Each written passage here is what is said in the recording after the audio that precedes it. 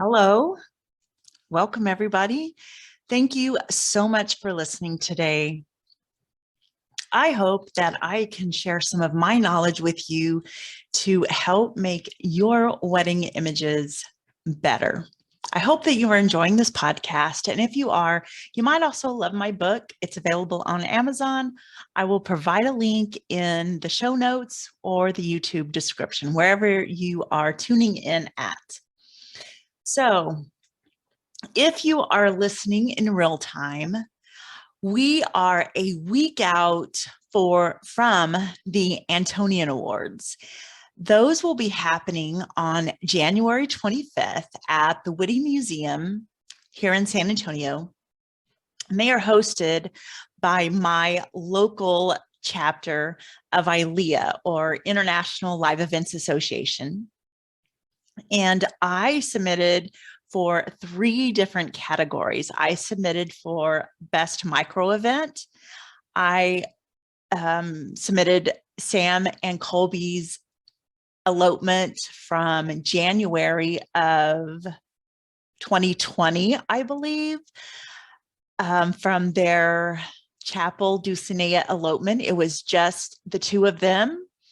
They live streamed it from the chapel there at Chapel Dulcinea, and it was just me and their planner, Grace from Graceful Moments. And Grace and I submitted for an award together. I also submitted for the Creative Solution category for a prom, pandemic prom that I hosted back in, forget what month it was, but that was also back in 2020.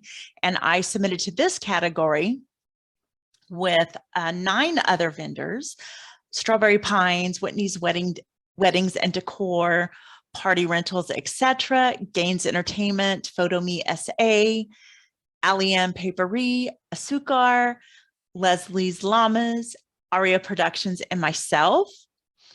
And then I submitted to one category all alone for Best Industry Contribution, and I submitted my book and this podcast. So I know I'm at least nominated for 2 because Grace from Graceful Moments and Leslie's Llamas both confirmed that they had been nominated, and they had only nominated for the one category that I submitted with them in. So I know that Creative Solution and Best Micro Event are both nominated. But since I am the only one that is in the category Industry Contribution that I submitted for, I don't know if that one made it through to that final round. So I will find out next week on the 25th if I'm going to win any local industry awards for some of the work that I've done in these years of COVID.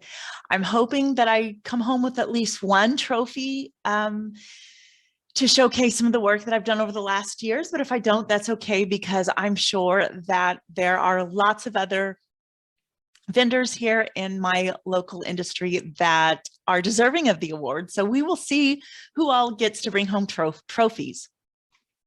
At any rate, it is so much fun getting dressed up and just having a night out on the town and attending a gala with my local vendor friends. And it'll be a fun night out for sure. So let's jump right into today's topic. I am going to share with you 3 more hiring tips when you are selecting your wedding day photographer.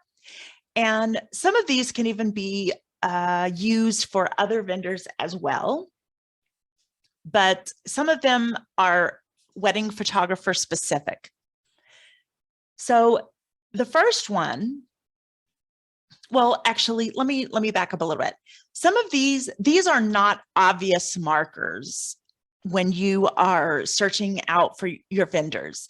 These are there if you look, and every vendor will give you hints as to how it will be if you work with them. And these are like reading tea leaves. They're there if you look, they're not obvious, but they will tell you exactly what your experience is going to be if you work with these vendors. So the first one I'm going to give you is wedding photographer specific. And it is if they brag about whether or not they seek out and apply for photo permits. A lot of places that allow photographers to come on their property to conduct portrait sessions require you to first get a photo permit. Some of them charge for the photo permit, some of them do not, but they do require you to get the photo permit, whether or not it's free. And that is just so that the property can make sure that you are aware of, or the photographer is aware of all of the rules that they want you to follow, so that you're not, for instance, obstructing the other patrons' access to sidewalks or access to entrances to storefronts, and you're not making their trip to whatever venue it is or property or park. So it's not overrun by photographers, and you're making the experience for the other patrons unenjoyable. So if there is a photographer online in a photography group bragging about, oh, don't worry about the photo permit, we don't need that, it's just a formality, we will be stealthy, I'll act like I'm a family member or a friend of the family and that I'm not a pro, and we'll ask for forgiveness rather than ask for permission. This attitude is exactly why the permit was put in place in the first place, because many amateur, not professional photographers were leaving confetti and glitter and cake smashes on the sidewalks and not cleaning up after themselves. They were hogging the sidewalks and not being cordial to the other paying patrons of whatever property or place that we're talking about. If the photographer in question is willing to risk their professional reputation by not getting the permit, what else are they willing to risk? If they're going to bend this rule, what other rules are they willing to bend? To me, this is a great indicator that if they're going to bend this rule, they're going to bend other rules. For instance, if they claim that their image gallery delivery is in 2 months or 6 to 8 weeks, and that deadline approaches and then passes, they're not going to think that it's a big deal that 10 weeks passes, 12 weeks passes, 14 weeks pass, because it's not a big deal, because they don't think much about rules or regulations. Because remember, they bragged about not getting that photo permit. So that's tip number one. Tip number two, and this can apply to all vendors. The last two tips can actually apply to all vendors, just not photographers. What is their online behavior? And this mostly is in regards to Facebook groups, but do they start fights? Do they bully other vendors? Do they contradict what other photographers or other vendors have to say?